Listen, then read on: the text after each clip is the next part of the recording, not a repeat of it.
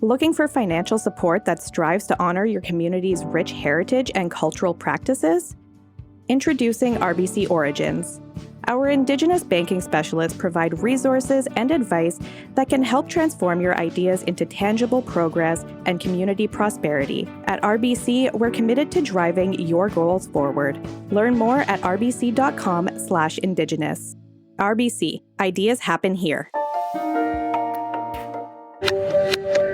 I'm Rick Harp. This is your APTN News Brief for Thursday, August 14th. We begin in Manitoba, where 4 First Nations signed a memorandum of understanding Tuesday with the province concerning the expansion of a major highway. Known as Niwin Wenda Anamuk, or the 4 Nations Partnership, the MOU will see a portion of the Trans-Canada Highway twinned in accordance with Anishinabe laws. Sarah Bettens reports. Here at the Washuk Onigams Nations Roundhouse, leaders from Manitoba join leaders from 4 Treaty 3 First Nations in a historic ceremony. The 4 communities that are part of this partnership and us as the Manitoba government signed this agreement to work together to twin the Trans-Canada. It looks so beautiful here on the Ontario side.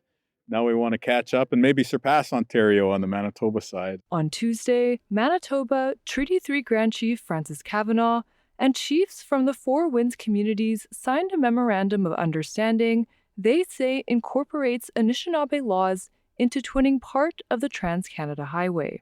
The plan is to connect a 16-kilometer stretch of the highway near the Manitoba-Ontario boundary. Anishinabe usually use things in 4.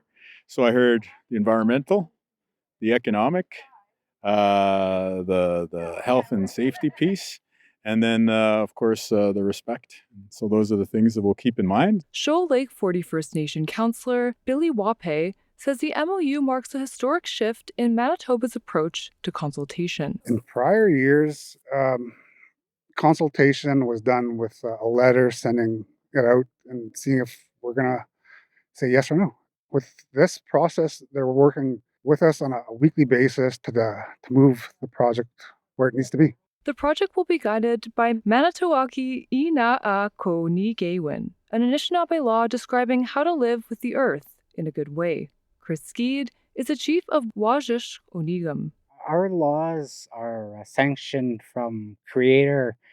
They're not derived from like a courtroom. Direction comes from our ancestors, those spirits who will guide us in the right way. Obviously comes from the lands, the waters, the air, the animals. The Niwin Wendaniwak, or 4 Winds Partnership, was formed in 2018. It includes Shoal Lake 40, Waschagamas Bay, Nisatchewan, and Washuk Onigam First Nations. Together, they developed the Harmonized Impact Assessment to bring Anishinaabe knowledge into the project planning process. Skeed says it involves extensive consultations with elders and community and takes additional environmental concerns into account. Maybe there was portions of the mapping that may have went through kind of a water crossing, a swamp where, we go there to pick our medicines, or, perhaps it would displace some type of animals or the ecosystem. Following the ceremony,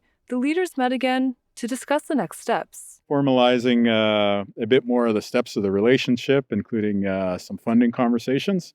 And then from there, like I said, as soon as we can get from the design phase to shovels in the ground, I think everybody will feel good about that. Leaders from both sides say the partnership could serve as a model for other jurisdictions. It's historic in nature. It's huge. It's a consultation at the end of the day. That's what it is.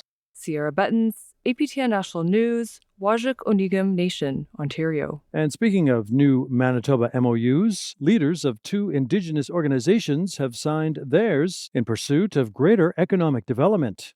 Sev Jonza has more. The Southern Chiefs Organization and Manitoba Métis Federation say they are partnering to advance economic reconciliation for their people. They signed a memorandum of understanding early Wednesday, declaring their intent to pursue an Indigenous-led economic development strategy. The MOU we are about to sign is more than agreement. SCO Grand Chief Jerry Daniels says it's a powerful statement of unity. It is a commitment to lead together, to prosper together, and to protect the lands and waters for for generations to come. SCO represents 32 First Nations in Manitoba, and the MMF represents tens of thousands of Red River Métis across Canada.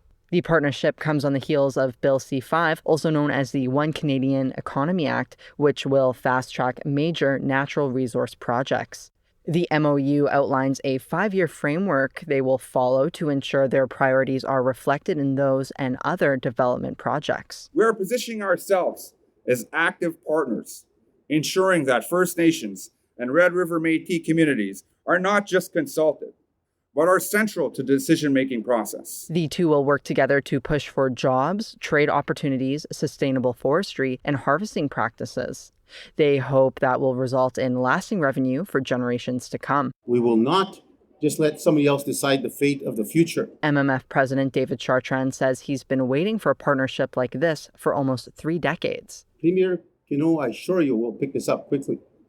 When the SCO 31, 32 chiefs come together with my cabinet, province-wide elected, and we join forces to protect our natural resources, our harvesting, and all those that come beside it, it'll be a force to reckon with.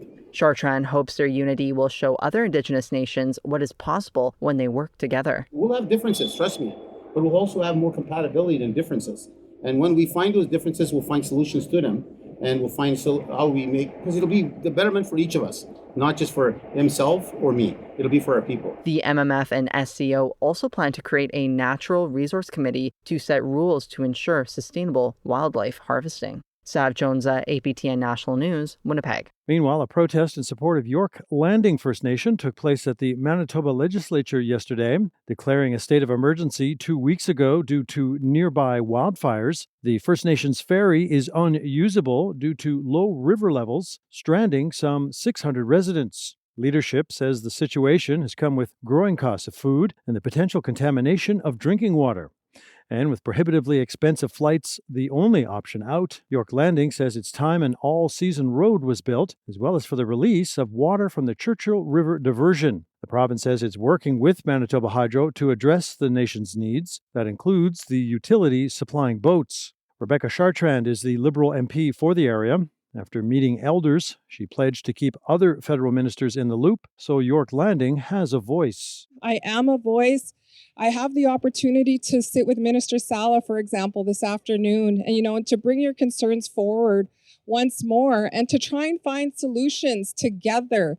So, I'm not here to make promises, but I would love to see an all-weather road in the north, and I will continue to do what I can to support that and to speak to, all of the provincial counterparts and the federal counterparts. So that is the commitment you have from me today. Meanwhile, members of the Pimicikamak Cree Nation in northern Manitoba can now go home again. In conjunction with the Canadian Red Cross, Pimicikamak leadership issued a return home notice this week, and yesterday flights from Winnipeg began to take people back home. It's the second return in nearly 4 months for the nation. Initially evacuated in May, that notice to leave was lifted in June, only for another evacuation to be called mid-July after the wildfire shifted.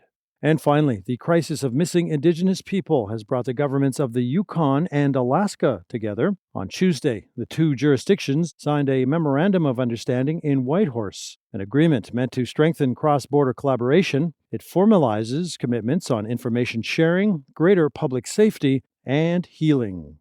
And that's your APTN News Brief for Thursday, August 14th. I'm Rick Harp.